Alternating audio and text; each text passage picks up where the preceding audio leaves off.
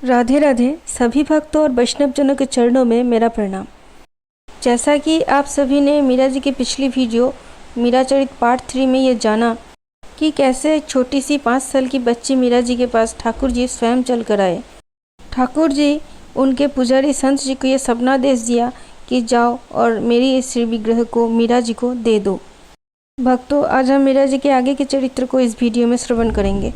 भक्तों, जन्म और मरण बिल्कुल दिन और रात की तरह होती है। रात में जब हम सो जाते हैं तो मतलब मृत्यु, और जब सुबह हम जागते हैं मतलब जन्म हुआ। तो फिर रात में जो काम करके हम लोग सो गए थे, अधूरा काम छोड़ गए थे, वही तो सुबह उठकर फिर से शुरू करनी है। यही मीरा जी के साथ भी हुआ और यही हम सबके साथ होता है। जबकि मीरा जी को अपने पूर्व जन्म की कोई भी बात याद नहीं थी, लेकिन मीरा जी की जो अंतःकरण थी उनमें पिछले जन्म की कुछ छवि रह गई थी, जिसके वजह से उन्होंने अपने श्री विग्रह का नाम गिरधर गोपाल चुना। यह नामकरण कुछ ऐसे हुआ था कि जब मीरा जी ने ठाकुर जी के श्री विग्रह को ला करके काठ की चौकी में विराजमान कर दिया और ठाकुर जी से अपने मन की हर सुख दुख और छोटी और बड़ी बात बताने लगे, तो फिर अचानक उनको याद आया कि अरे ठाकुर जी का नाम तो मुझे पता ही नहीं है। तो फिर उन्होंने पूछा, अरे ठाकुर जी, आपका नाम तो मैं आपसे पूछना ही भूल गई, आप बता दीजिए ना आपका नाम क्या है। लेकिन ठाकुर जी कुछ नहीं बोले। मीरा जी फिर पूछे, बताइए ना। तो अच्छा, तो आप ऐसे नहीं बताएंगे? अच्छा ठीक है, तो फिर मेरे कान में ही बता दीजिए। तो फिर मीरा जी अपने कान को ठाकुर जी के मुख के पास लेकर गए, लेकिन फिर भी ठाकुर जी कुछ नहीं बोले। तब मीरा जी बोली, अच्छा तो अब ऐसे नहीं बताएंगे ठाकुर जी, ठीक है, मैं आपका नाम बाबोसा से पूछ लूँगी। बाबोसा मतलब उनके दादाजी राव दूधा जी। तो बाबोसा को तो पता ही होगा आपका नाम, उनसे ज़रूर पूछ लूँगी। तो कुछ देर बाद मीरा जी स्वयं राव दूधा जी का हाथ पकड़ करके उनको ले आए ठाकुर जी के पास। तो दूधा जी को जब ये बात पता चली कि ठाकुर जी स्वयं संत जी के सपने में आकर के उन्हें ये आदेश दिया है कि मुझे मीरा को दे दो, तो अपने परिवार और छोटी सी बच्ची मीरा पर हुए भगवान की इस कृपा को देखते हुए दूधा जी के आंखों से प्रेमाश्रु छलक पड़े। मीरा जी बोली, बाबोसा, हमारे ठाकुर जी का नाम क्या है? तो दूधा जी ठाकुर जी को भाव से प्रणाम कर बोले, अरे बेटी, इनके नाम और गुण का तो कोई अंत ही नहीं है। इनके तो बहुत नाम हैं, कृष्ण, माधव, मोहन, गोविंद, गिरधर, गोपाल। तब मीरा जी बोली, बस बस बाबूसा, ये जो अपने गिरधर नाम बोला ना, ये मुझे बहुत पसंद है। ये नाम हम अपने ठाकुर जी का रखते हैं। आज से मेरे ठाकुर जी का नाम होगा गिरधर गोपाल। मीरा जी बार बार इस नाम को दोहराने लगी, गिरधर गोपाल, गिरधर गोपाल, और उनके हृदय में मानो आनंद की लहरें उठने लगी। फिर छोटी सी मीरा जी पूछने लगे, बाबूसा, लेकिन ठाकुर जी का ये नाम गिरधर कैसे हुआ था, कैसे पड़ा था, मुझे जानना है।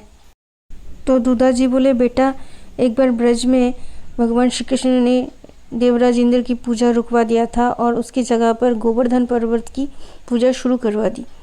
पूजा हो जाने के बाद देवराज इंद्र बहुत ही क्रोधित हो गए और इतना भारी बारिश किया कि पूरा ब्रज मानो डूबने लगा।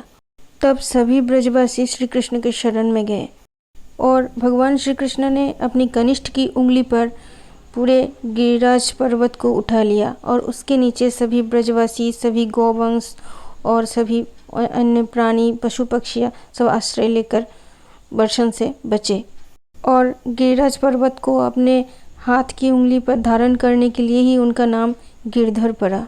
लेकिन ये सब बताते बताते दूधा जी भी कृष्ण लीला में खो गए थे, इतना कि उनको ध्यान ही नहीं रहा कि मीरा जी कब ये सुनते सुनते अचेत होकर गिर पड़ी है। भक्तों, मीरा जी का इस तरह गिरिराज धरण लीला का श्रवण करके बेहोश होकर गिर जाना, या फिर उनके श्री विग्रह का नाम गिरधर नाम इतना प्यारा उनको लगने का एक ही कारण है, वो है उनकी पिछले जन्म की कुछ यादें जो कि उनके अंतःकरण में अंकित थी। इसको सीधी भाषा में यादें तो नहीं कहा जा सकता, क्योंकि याद उनको अपने पिछले जन्म की बिल्कुल नहीं थी, लेकिन कुछ बातें होती है ना कि आपको जानकारी हो या ना हो, आपका मन उसमें जाता है बार बार, क्योंकि कुछ तो कारण होगा, उसका कारण है पिछला जन्म।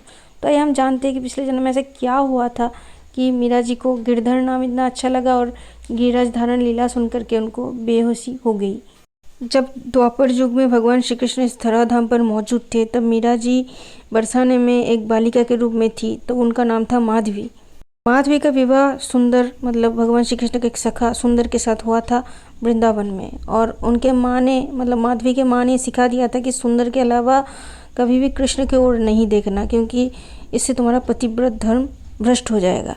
क्योंकि कृष्ण के प्रेम में दीवानी हुई गोपियों की कथा माधवी की माँ को अच्छे से पता थी, इसलिए माधवी ने भी अपनी माँ की हर सिखाई गई बात को पालन करते हुए कृष्ण की ओर कभी नहीं देखा, बल्कि कृष्ण को भी अपने आप को नहीं देखने दिया मुख दिखाई के समय। इसलिए भगवान श्री कृष्ण माधवी से रूठ गए और बोले कि अब तू ही मेरे मुख देखने के लिए तरसेगी, मैं कभी तेरा मुख नहीं देखूंगा। और फिर माधवी कृष्ण से बचती रही और खुद को घूंघट में छुपाती रही।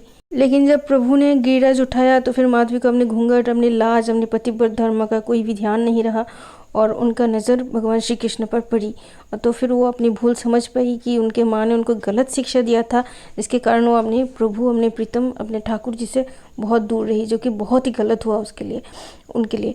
तो उन्होंने फिर प्रभु से माफ़ी मांगी, लेकिन प्रभु ने कहा कि तुम मेरी लीला में किसी भी लीला में सम्मिलित नहीं होंगी क्योंकि अपराध बन गया है, लेकिन हाँ तुम मेरा दर्शन जरूर कर सकती हो।